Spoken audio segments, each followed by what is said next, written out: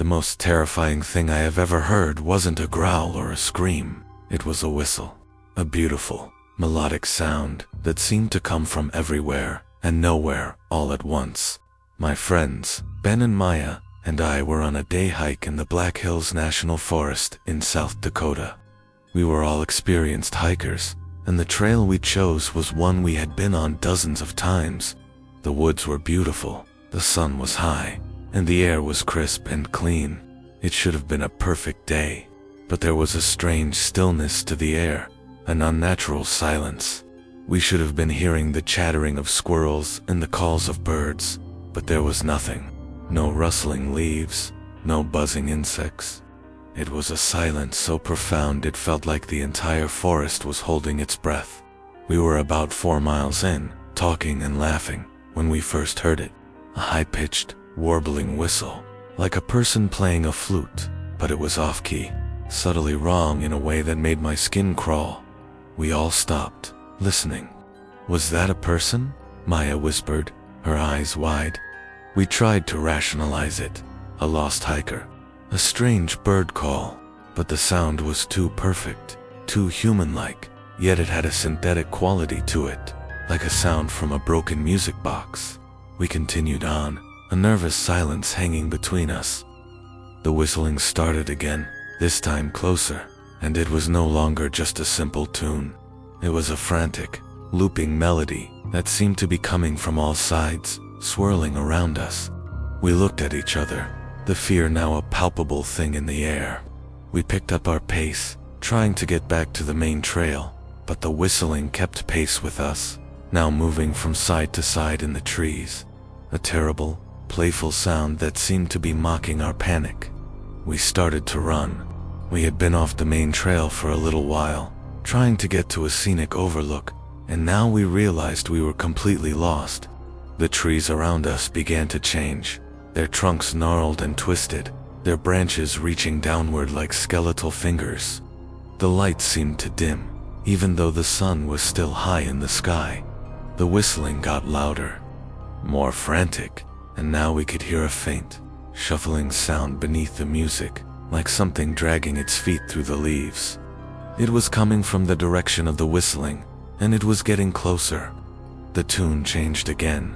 Now, it was a beautiful but terrible melody that seemed to be made of our own fear. We stumbled through the underbrush, tripping over roots and rocks, our lungs burning. The whistling was a terrible, joyful thing now, a sound that seemed to be celebrating our panic. We burst into a clearing, a small, circular patch of dirt and sparse grass, and collapsed, panting, completely disoriented and terrified. The whistling stopped.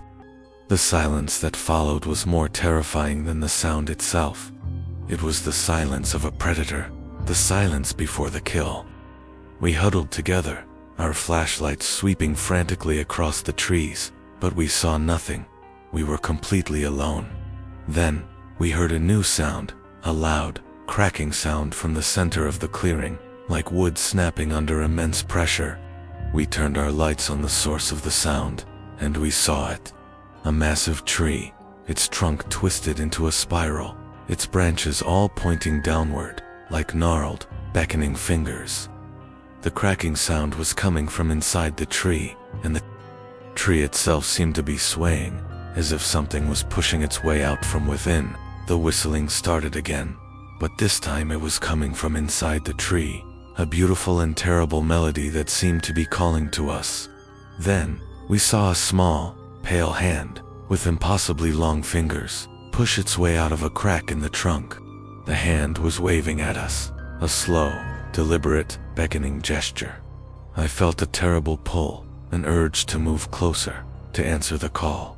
Ben and Maya were frozen, their faces pale in the light of our flashlights. I saw a second hand, and a third, and a fourth, all pushing their way out of the trunk, all waving and beckoning to us, their movements unnatural and jerky. I realized with a chilling certainty that the tree was hollow, and it was full of them. The whistling continued, a beautiful, terrible chorus that seemed to be inviting us to join them inside the tree. We didn't wait to see what the rest of them looked like. We ran, We left our gear, our fear a white-hot fire in our veins. We didn't stop until we were back on the main road, our bodies exhausted and our minds shattered. We never talked about it, not one word. We never went hiking again, not a single one of us. I am now terrified of forests and trees. Sometimes, when I'm walking at night, I'll hear a faint high-pitched whistle on the wind, a sound that no one else seems to hear. I'll turn my head, but there's never anything there, and I'm left with the chilling knowledge that something in the woods of South Dakota didn't just want to lure us. It wanted us to join the chorus inside the tree.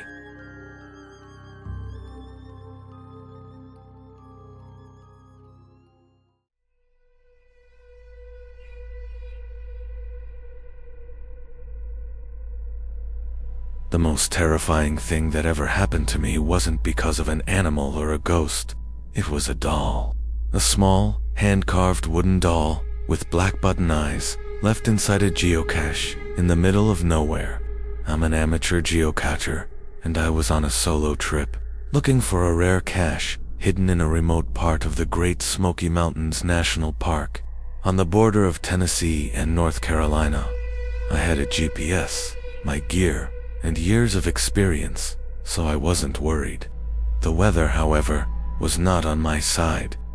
A thick, oppressive fog had rolled in, muting all sound and swallowing the world in a gray blanket.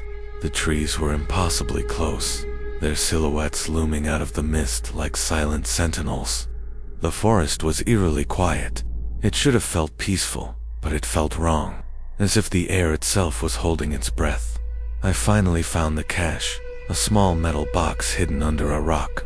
I opened it, excited to find a new token or a logbook to sign, but instead, I found the doll. It was crude, but deliberately so, carved from a single piece of dark wood, with 2 shiny black buttons for eyes.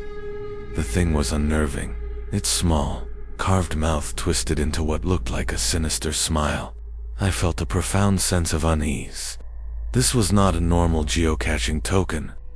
This felt deeply personal and deeply wrong. I put the doll back in the box, closed the lid, and decided to leave the cache untouched. I turned to go back the way I came, but the fog was so thick I could barely see 2 feet in front of me. I had a bad feeling, a feeling that told me I should have left the geocache alone. I had a map, but in the thick fog, it was useless. I had a profound sense of disorientation, a feeling of being watched. I started to walk, my footsteps muffled by the fog, and I heard it, a faint, scraping sound from behind me, like small feet dragging through the leaves. I told myself it was just an animal, but the sound was too rhythmic, too deliberate. I picked up my pace, but the sound kept pace as well, now moving from side to side behind me. I turned and shone my light, but the beam was useless, swallowed by the thick fog. I saw nothing. The scraping sound got closer, and then I heard a new sound, a faint, childish giggling coming from the mist around me. The giggling was mocking and sinister, a high-pitched sound that seemed to be coming from all directions. It was a chorus of little voices, all laughing at me, all coming from the fog. I broke into a run, my fear a white-hot fire in my veins. I stumbled over a root and fell, my flashlight flying from my hand. I scrambled to my feet, and through the fog, I saw it. A small, shadowy figure standing a few feet away, its face indistinct in the mist.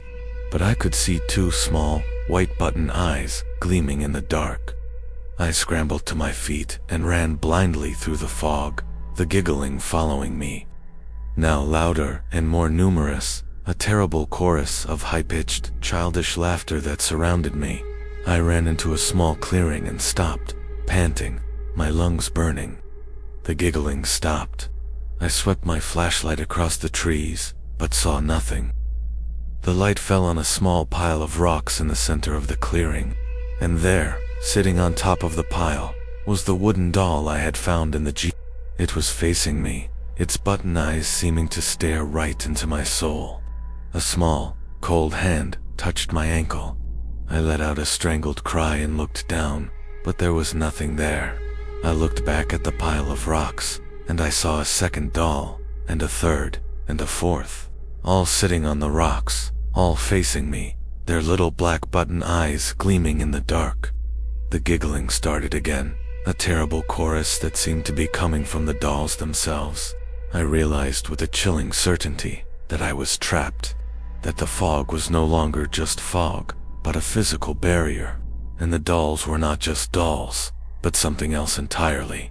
I closed my eyes and waited for dawn. I don't know how long I was there, but when I opened my eyes, the fog was gone, the sun was shining, and the dolls were gone. I found my way back to the trail, my mind in a state of shock. I never went geocaching again. I am now terrified of dolls and button eyes. But the true horror is the knowledge that something in the Great Smoky Mountains is playing a game that I stumbled into.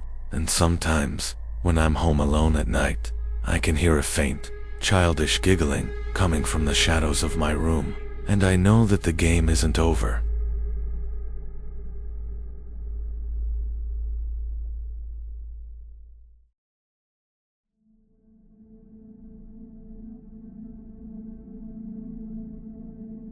Once I heard a deer screaming, not a yelp or a snort, but a blood-curdling, guttural sound of pure terror that was cut short by a sickening, final snap. I'm a hunter, and I've been hunting in the same stretch of woods in northern Michigan for 30 years. I know these woods like the back of my hand. The setting was cold and gray, the kind of quiet that comes before the first snowfall. I was on my own, my rifle slung over my shoulder, enjoying the peaceful solitude. I knew the area, the animal trails, the best places to sit and wait. But that day, the air had a strange, sickly, sweet smell, like rotting meat mixed with something else, something metallic and chemical. I couldn't place it, and it made my stomach turn. I ignored it, telling myself it was just a dead animal somewhere, a natural part of the woods. But a part of me knew it was wrong. I had been sitting for about an hour when I heard the scream. It was a deer, and it wasn't a sound I recognized. It was a scream of pure, unadulterated fear, a sound of agony that was so unnatural, it made every hair on my body stand on end. The scream was cut short by a sickening snap, like a bone breaking. The silence that followed was heavy and absolute. I was instantly on high alert, my rifle ready, my heart pounding in my chest. I knew something was wrong. I followed the sound, a knot of dread in my stomach, and I found the deer. Its body was in a small clearing, but it wasn't a normal kill. Its neck was twisted into an impossible angle, its spine visibly snapped. There were no claw marks, no bullet wounds, no signs of a struggle, just the grotesque, broken body. I was shocked and unnerved, but I was a hunter, and I continued on, now with a profound sense of caution. The sickly sweet smell was stronger here. I heard a new sound, a series of low rhythmic thumps, like a heavy footfall, coming from deep in the woods. The thumping was impossibly heavy and slow, the sound of something huge and unseen. I tried to circle around it, to get a better look, but the thumping stopped, and then I heard a faint, scratching sound on a tree trunk right next to me, as if something with long claws was slowly dragging them down the bark. I looked up and saw nothing. The scratching stopped. I felt a terrible sense of dread, and a profound sense that I had been caught. I started to back away, my heart pounding, my mind racing for a rational explanation. The thumping sound began again, but this time it was faster and coming from behind me, and it was accompanied by a low, guttural clicking sound, like bones grinding together. I turned to run, but I was frozen in my tracks by what I saw. A tall, gaunt figure was standing at the edge of the woods, its body impossibly thin and tall, its limbs long and gangly. It wasn't a person, and it wasn't an animal. Its skin was a pale, gray color, stretched taut over a skeletal frame. It had no discernible face, but it was holding something, a dead deer. It wasn't a whole deer, just a head and a few scraps of meat, and the creature was gnawing on the head, the sickening clicking sound coming from its jaws.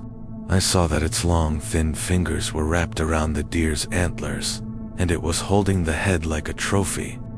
I realized that the thumping sound was the sound of this creature walking, and the clicking sound was the sound of its jaws grinding together as it ate. The creature looked at me, not with eyes, but with the empty sockets where eyes should be. I screamed, a primal sound of pure terror, and I ran. I left my rifle and my pack behind, my mind completely broken by what I saw. I didn't stop until I reached my truck, and I drove away, never looking back. I never went hunting again. I am now terrified of the woods, and I can't stand the smell of cooked meat. Sometimes I'll swear I can still hear the thumping sound, and the clicking, and I'll feel the terrible, cold knowledge that there are things in the woods that shouldn't be, and I stumbled into the hunting grounds of one of them. The memory of that broken deer and the clicking jaws will haunt me for the rest of my life.